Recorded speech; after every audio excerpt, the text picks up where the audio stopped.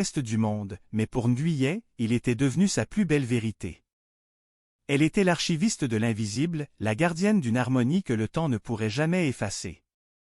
Chapitre 6. L'héritage du silence. Les mois passèrent et la vie de Nguyen trouva un nouveau rythme, empreint d'une sérénité profonde. Elle n'était plus la femme solitaire et effacée d'autrefois. Elle était devenue une figure respectée au sein de la Bibliothèque nationale du Vietnam, connue pour sa sagesse et sa capacité unique à dénicher des trésors là où d'autres ne voyaient que de la poussière. Le professeur en venait souvent lui rendre visite. Il s'asseyait sur l'un des bancs en bois du jardin intérieur, discutant non plus de physique ou de failles temporelles, mais de la beauté simple du présent. « Tu sais, Nguyen, dit-il un après-midi alors que les feuilles d'automne commençaient à tomber. Mon grand-père a écrit dans ses dernières notes que la véritable magie n'est pas de voyager dans le temps, mais de savoir apprécier chaque seconde comme si elle était l'éternelle. » Nguyen sourit en observant un jeune couple qui lisait sur un banc voisin. « Je crois qu'il avait raison, professeur. Nous avons passé tellement de temps à regarder en arrière que nous en avons presque oublié de regarder autour de nous. » Un jour, une jeune stagiaire nommée Lynn s'approcha de Nguyen. Elle avait le même regard curieux que Nguyen 10 ans auparavant. « Madame Nguyen, j'ai trouvé ce vieux plan dans les archives du sous-sol, dit la jeune fille en tendant une feuille de papier jauni. Il y a une anomalie au niveau du mur du dépôt des cartes. On dirait qu'une ouverture a été murée. Est-ce que je devrais enquêter? » Nguyen regarda le plan, puis elle regarda le mur au loin, là où se trouvait autrefois la porte 7. Elle posa une main bienveillante sur l'épaule de la stagiaire. « Lynn, certains murs sont faits pour être ouverts, et d'autres sont faits pour nous protéger, répondit-elle avec un clin d'œil malicieux. Parfois, le plus grand secret d'un bâtiment n'est pas ce qu'il cache, mais ce qu'il a permis de préserver. Laisse ce mur tranquille. Il a déjà raconté toute son histoire. » Lynn parut un peu déçue, mais elle hocha la tête avec respect. Nguyen la regarda s'éloigner, sachant que la curiosité de la jeunesse trouverait d'autres mystères à résoudre. Le soir même, alors que Nguyen s'apprêtait à quitter la bibliothèque, elle s'arrêta devant la grande horloge à balancier. Elle attendit la 7e sonnerie. 1, 2, 3, 4, 5, 6, 7. Le silence qui suivit fut le plus beau qu'elle ait jamais entendu. C'était un silence plein de vie, de promesses et d'harmonie. Elle ferma la porte de la bibliothèque, tourna la clé dans la serrure et s'enfonça dans la nuit de Hanoï, le cœur léger, prête à écrire son propre chapitre dans le grand livre de l'existence. L'histoire de la porte numéro 7 s'achevait ici, mais celle de Nguyen ne faisait que commencer. Car elle avait compris que le temps n'est pas une prison, mais une mélodie dont nous sommes, chacun à notre tour, les humbles interprètes. Le chrono parla avec une assurance qui sentait la poussière froide des couloirs et la vanité des gens qui se croient indispensables. Il disait que tout était calcul, que la clé était enfin entre de bonnes mains, que le temps allait devenir un simple couloir bien range, avec des étiquettes et des horaires. Nguyen, elle, pensa que ce genre de personne devait aussi étiqueter les nuages avant de sortir, de peur qu'un cumulonimbus se mette à faire des caprices. Elle resta calme, parce que la panique est un bruit inutile dans une bibliothèque et parce que son métier lui avait appris une chose simple, on ne gagne pas contre une armée en criant plus fort, on gagne en lisant plus fin. Elle regarda le registre au sol, puis le visage masque, puis le corps de Bangalonge dans l'ombre, et elle eut un de ces éclairs de lucidité où le danger se transforme en exercice scolaire. Le chrono fit un pas, comme si le couloir lui appartenait, puis il posa une question avec une douceur artificielle. « Vous êtes prête à coopérer, gardienne? » Nguyen répondit avec un sourire très raisonnable. « Je suis prête à coopérer avec la logique, pas avec le théâtre. » Le chrono ne comprit pas, ou fit semblant. Les gens masques ont souvent une grande difficulté à comprendre les plaisanteries, surtout celles qui parlent de leur propre masque. Et l'autre chrono montra un petit dispositif, une boîte sombre et des fils. Il parla comme un vendeur de radio qui aurait lu trop de manuels.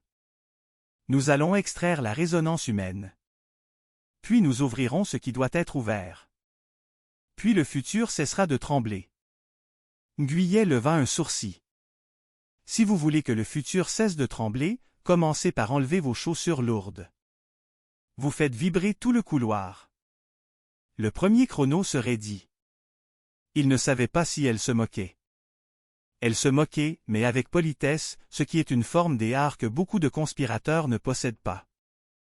Nguyen se pencha vers Bang, sans se précipiter, comme on approche un livre ancien dont la reliure menace de se détacher. Elle parla bas, pour que sa voix ne devienne pas une annonce dans LR. Bang, si tu m'entends, rappelle-toi une chose, tu n'es pas une clé, tu es une personne. Les clés ouvrent sans comprendre. Les personnes choisissent. Elle ne savait pas et s'il entendait. Elle savait seulement que les mots ont parfois une résonance plus forte que les dispositifs.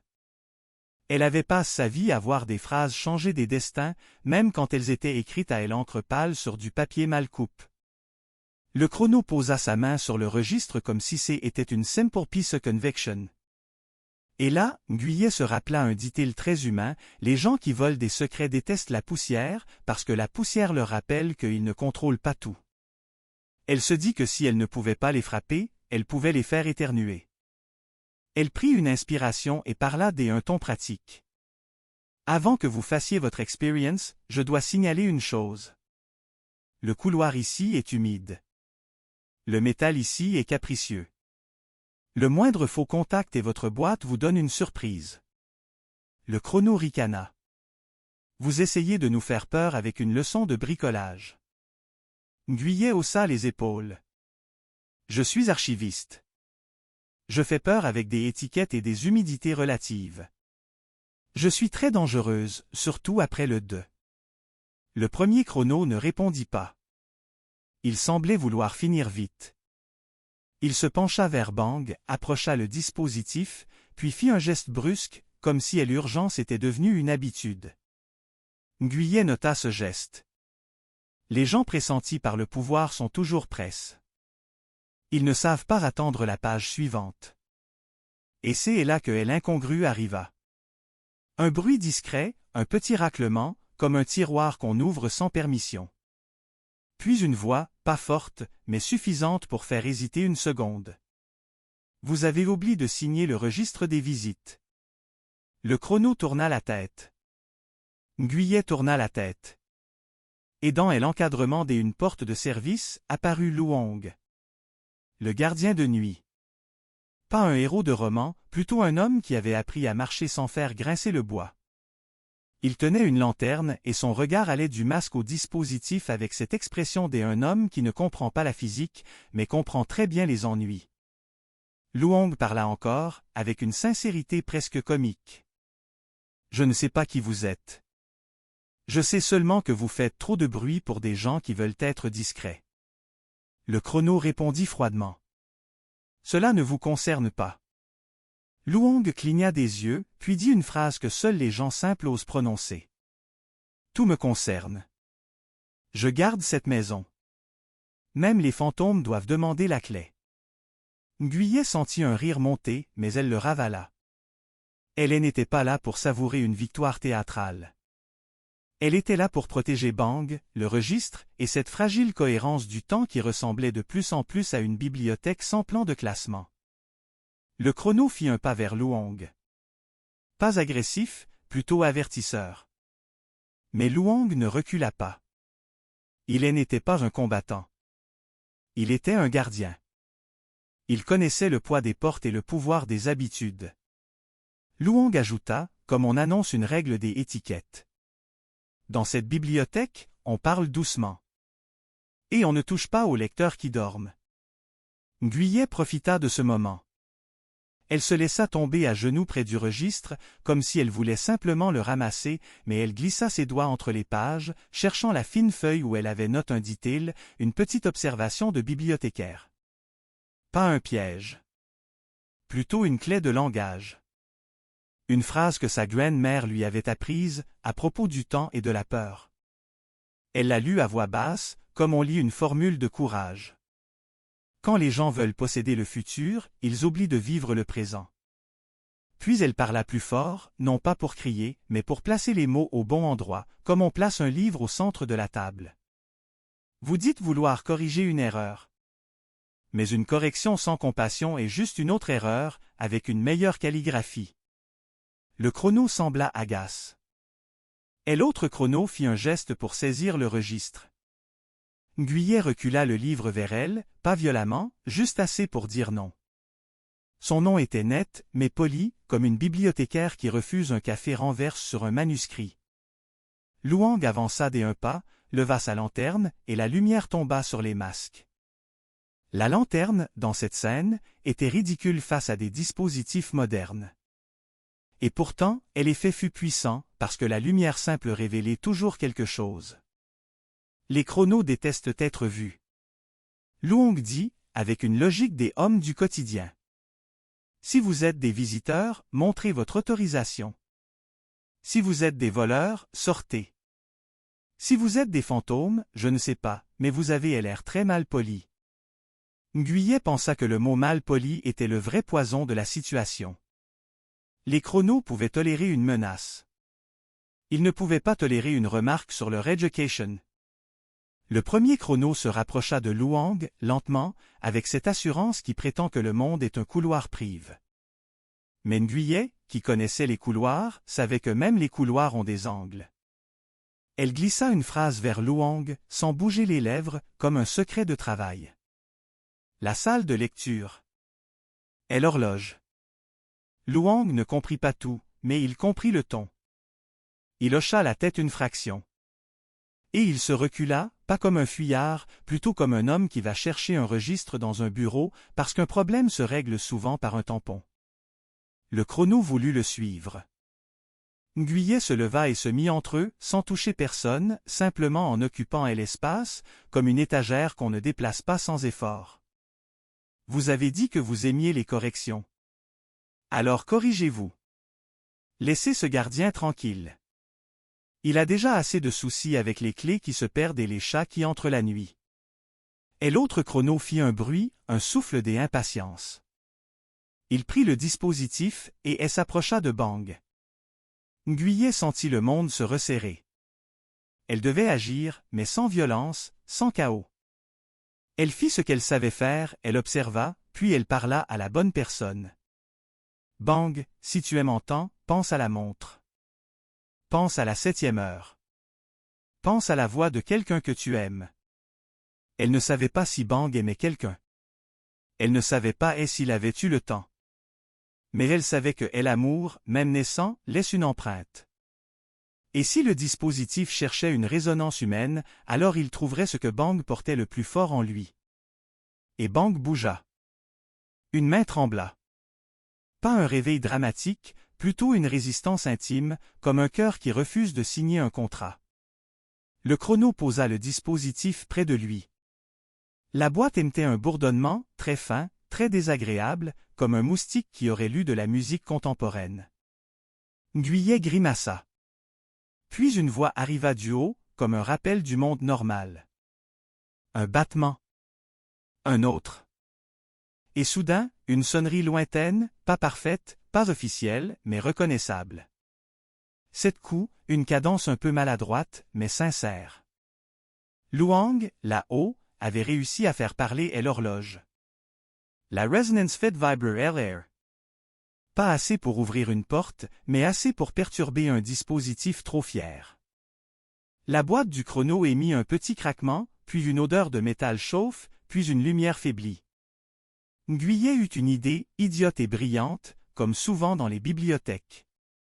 Les grandes solutions sont rarement majestueuses. Elles sont souvent embarrassantes. Elle prit une feuille de papier de conservation, une feuille très fine, qu'elle gardait toujours, parce qu'une archiviste ne se sépare jamais de son papier. Elle la posa devant la petite sortie des airs du dispositif, et souffla, doucement, comme si elle voulait refroidir un œuf trop chaud. Cela fit rire une partie de son esprit. Souffler sur une machine supposée dompter le temps. Mais la feuille vibra, changea la circulation de l'air et la boîte se mit à siffler, puis à perdre sa stabilité. Le chrono la regarda, incrédule. « Qu'est-ce que vous faites ?» Guyet répondit, très sérieuse. « Je fais ce que les mères font quand une soupe déborde. Je sauve la cuisine. » Le dispositif clignota. Le chrono recula, surpris. Il n'aimait pas les surprises. Aucun conspirateur n'aime les surprises, surtout celles qui viennent d'une feuille de papier. Nguyen profita de la seconde des hésitations. Elle glissa le registre sous son bras, prit une aide de sa poche, la fleur de lotus, et la posa contre le mur, à l'endroit où elle savait que le temps avait une cicatrice. Elle ne chercha pas à forcer une ouverture totale. Elle avait appris. Forcer le temps est comme forcer une porte ancienne, on casse la serrure et on abîme le bois.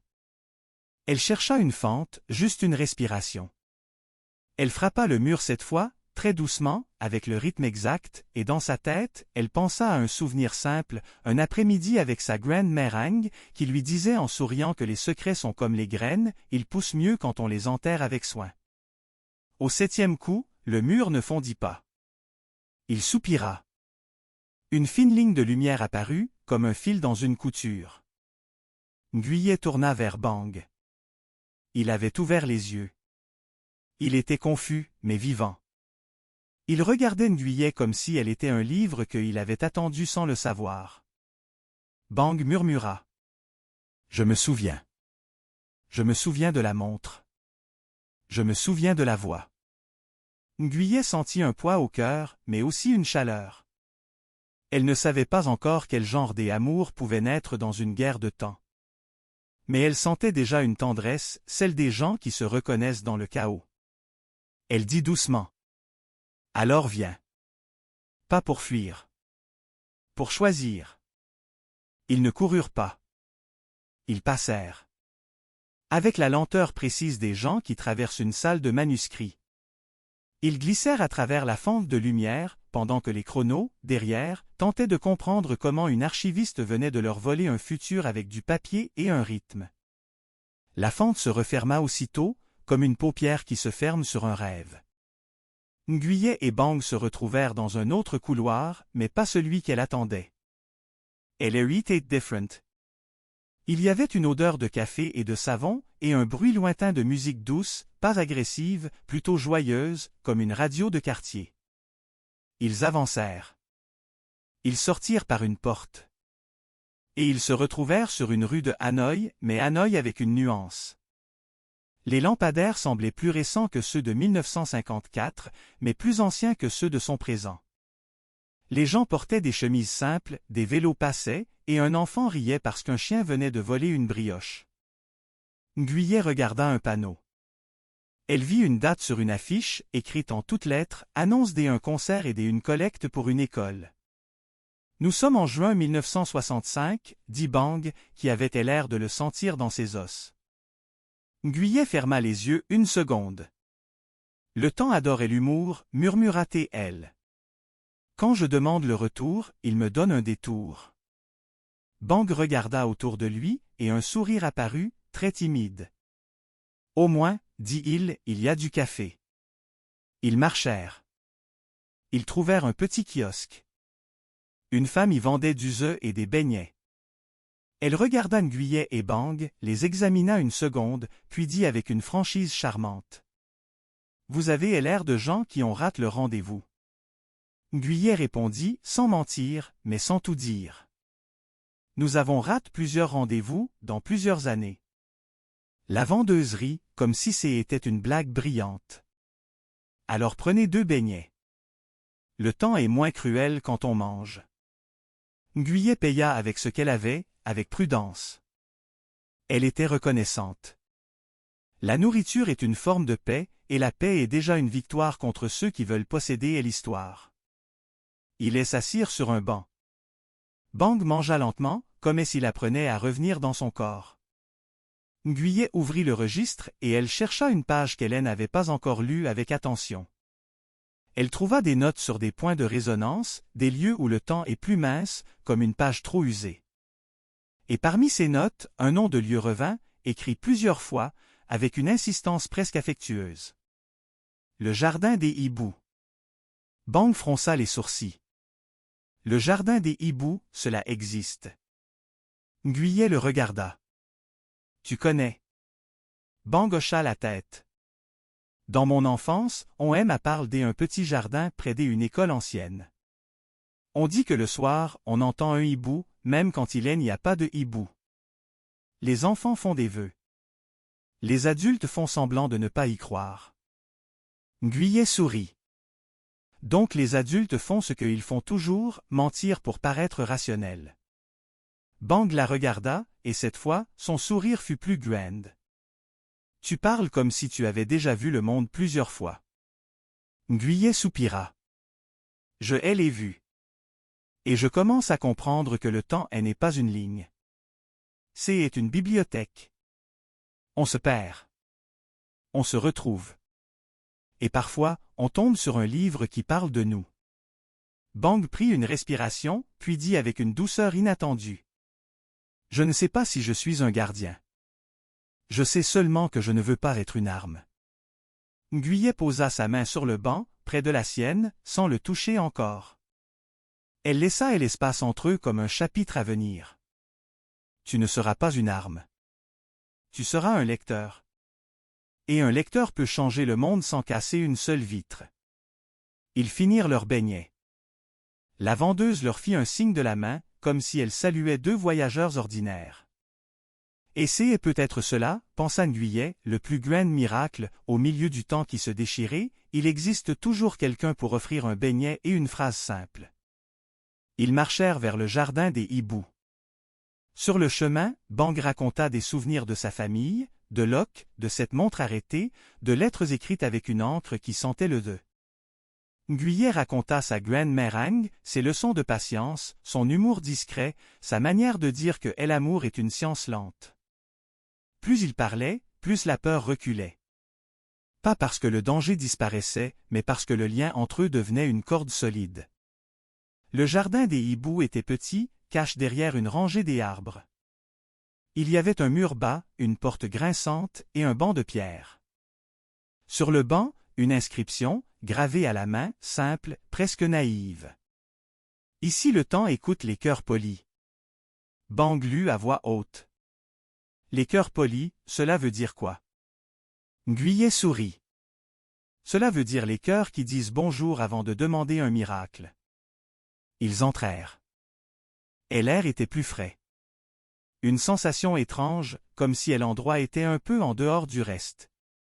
Nguyen sentit lunette vibrer dans sa poche, comme une fleur qui reconnaît la saison.